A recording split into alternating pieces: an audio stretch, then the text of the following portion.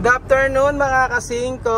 Hulaan niyo po sinong nagdadrive. Si Kuya Belgium, ang susyaling Bicolano ng Nueva Ecija, na kung saan ay puro flex ng kanyang mga ginagawa sa buhay.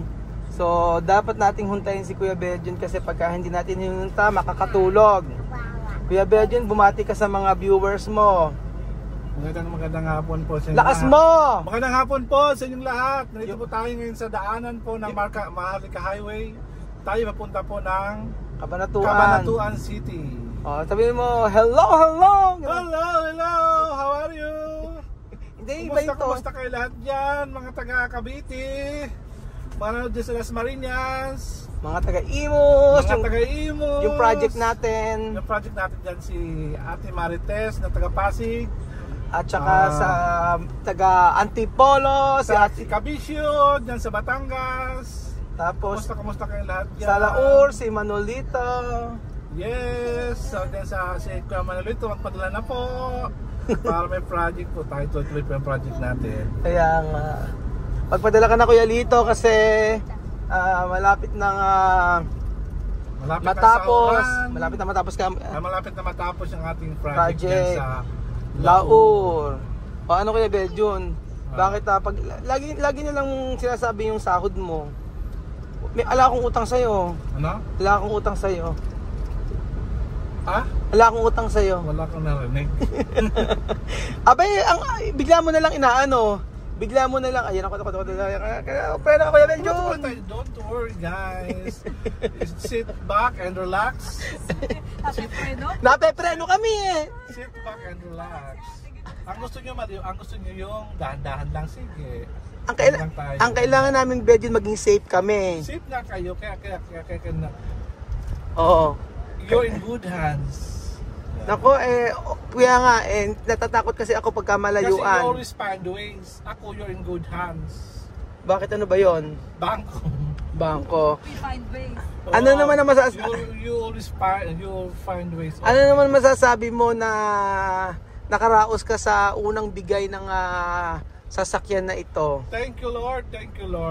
Ano nakaraos ka sa unang payment? Pangilang payment na ito? Pangalawa na ata ito eh. Alin? Pangalawang payment mo na payment. O sa pangalawang payment mo, ano ang masasabi mo? Thank you Lord at kahit paano yung mga pinag-ipunan ko, pinaghirapan ko ay nagbigay ng natupad ang yung wish. Natupad yung wish. Hindi lang yung wish, natupad yung pagbabayaran natin. Magbabayad tayo ng ating monthly sa mga utang mo, no? Yes. Gaano ba karami ang utang mo? Ano? Gaano karami ang utang mo? Ang layo pa, Belgium, tsaka ang layo pa, tsaka ka sumisignal. Ano ba yun? Di ba yan? Oo. Ba't ang layo pa? Para umalis na sila yung mga tao. Oh, ayan. Kasi ang cost, di ka kasi nagkukuha. Hindi ka nag...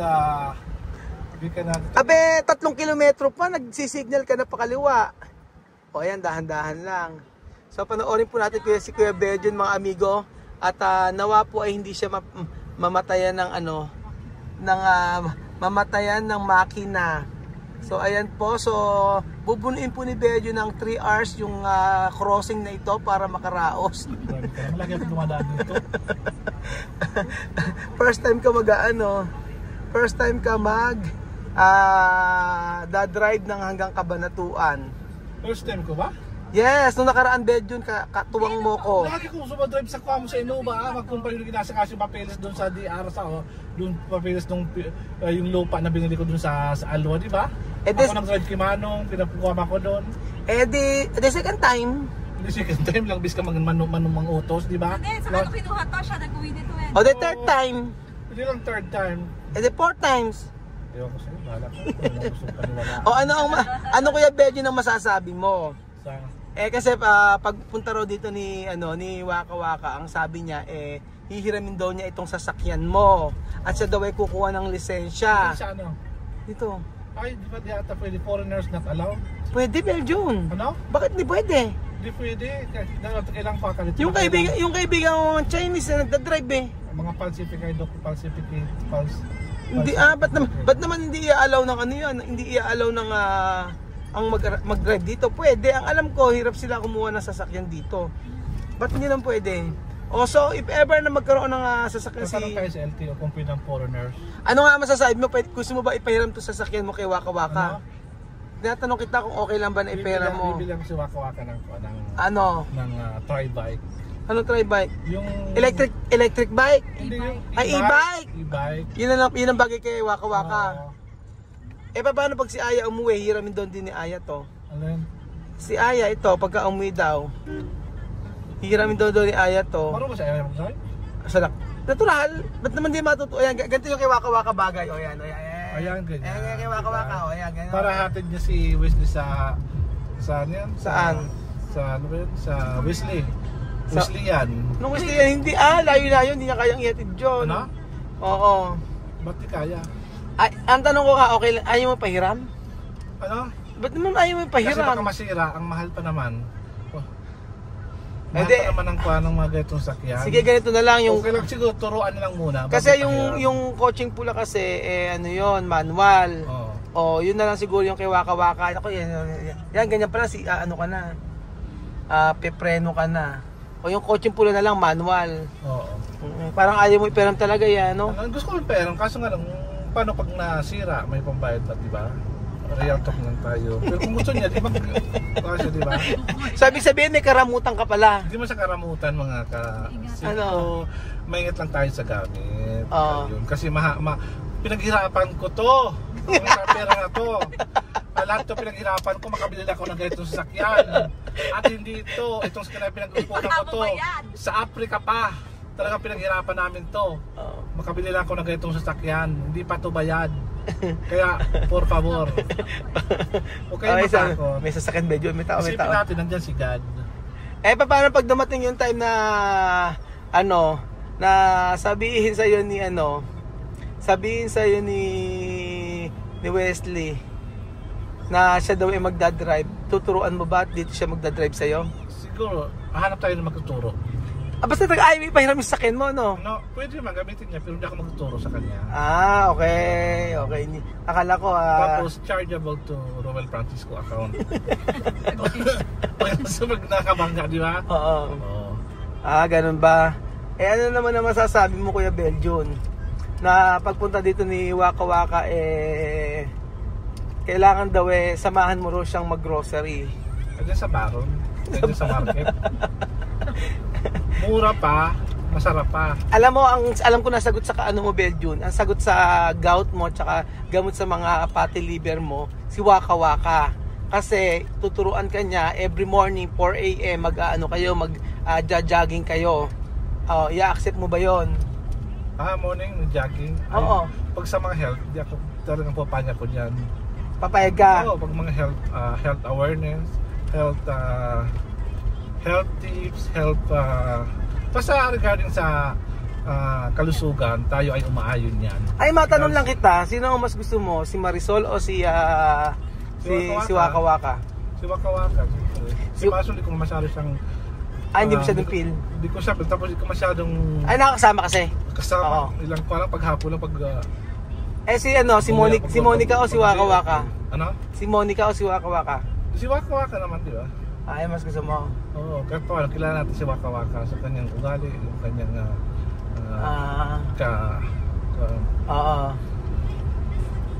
Ano ang gusto mong ugali kay Waka Waka? Gusto niyo po Anong ugali ang gusto mo kay Waka Waka? Anong ugali ang gusto mo kay Waka Waka? Palengkera. Anong palengkera? Palengkera ba ito doon? Palengkera pala, away yun. Ganun pala. Ibig sabihin, masiyahin. Masiyahin, tapos mahilig siya kumain ng french fries. Mahilig ba? Oo, doon sa ko Talagang tanda-tanda mo, no? Pagdating si Waka Waka. Tapos si Dylan, mahilig magkain ng french fries. Si Dylan, si Dylan. Umiyak pag hindi binibigay. Oo.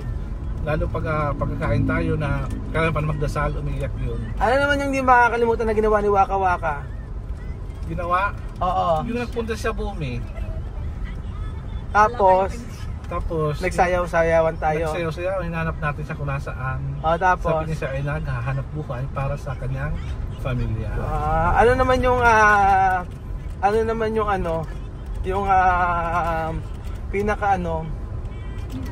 pinaka experience mo sa Equatorial Guinea na hindi makakalimutan? Bukod sa nahuli tayo ng kumuha ng ng puso ng saging, nagbayad tayo ng $100. Siguro yung karumal-dumal na nangyari. Karumal-dumal? Yung na-hold up tayo. Na-hold up tayo. Sa lupain ni Mami Kuana. Hindi mo nga ako pinagtanggol eh. Ano? Hindi mo nga tanggol, nilabas yung gusto mo maputulan din ang ulo. Wala man tayo armas. Hindi mo lang ako pinagtanggol, umiyak ka lang. Ba't umiyak ako? Nakuha din yung bag niya? Hindi. Ala. Cellphone din ako ko kasi tatlong cellphone na wala sa akin. Kasi mahilig kasi siya, mahilig kasi Roel na cellphone, nasa labas cellphone. Ako nakatago ng cellphone ko noon. Basta natanda ako noon, hindi mo ako pinagtanggol noon. Parang magtanggol noon, sa'yo mo huwag lumaban. Eh kung lumaban tayo, parang tayo nasa ospital ngayon.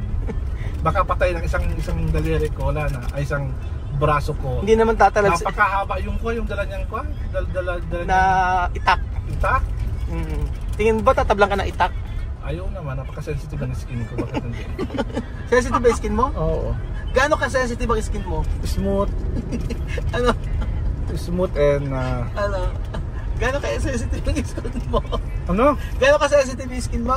Sensitive siya, like yung epidermis ko. What is epidermis? Sa part of the skin. Tanong mo si Chucha. Epidermis is a outer layer of the skin. Yung isa pa. Yung dermis naman. Yung inside the inside, tama ba ako, Chuchay? Ano ba yung epidermis, Chuchay? Chuchay, sumagot ka. Kylie, ano yung epidermis?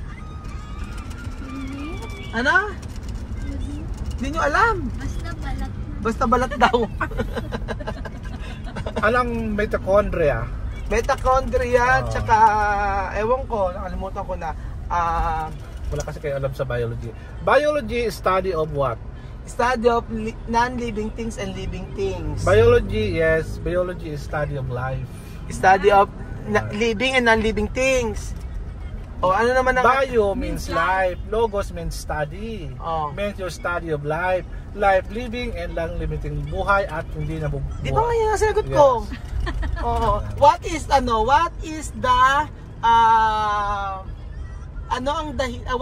the skincare of your pores? Pores is Watson. Watson. Mamaya po tayo sa Watson. Do you think is there any problem with your skin? I think no, because I'm proud of my skin. What is the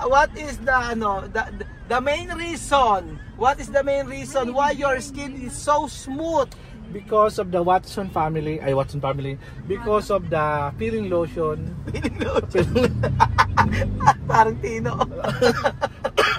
No, because of my dermatologist. She's the one who taking care of my skin. Meron ka pa talagang dermatologist na ginagawa? Yes, I have a dermatologist. She's from SM. What kinds of tools using in your face? Diamond fill.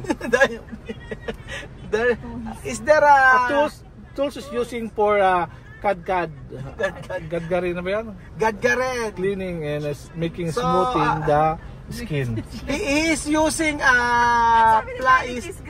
cheese grater. Cheese grater is the one is the tools for grating the cheese. Grating the cheese. Yes. So cheese grater is using in your face? Sometimes. Not at all. Seldom. Very seldom. Ay nako. Ayan po mga kasingko, si Kuya Belgio po nagdadrive para sa atin. At pinagpe-pray ko na makaraos kami sa ganitong kasi mahirap po pag makatulog si Kuya Belgio, kaya kinukwentuhan po natin siya. So abangan nyo po mga amigo ang kanyang mga vlog sa 5 Pilipinos. At papaalisin mo na si Aya, di ba? Aya, sumuko ka na daw. Oo. Please. Si Aya, sumuko ka na para wala kang... Sumuko ka na, Aya. Ayan po mga amigo, mga kasingko. Traffic na naman dito sa Wayhain, Nueva Ecija.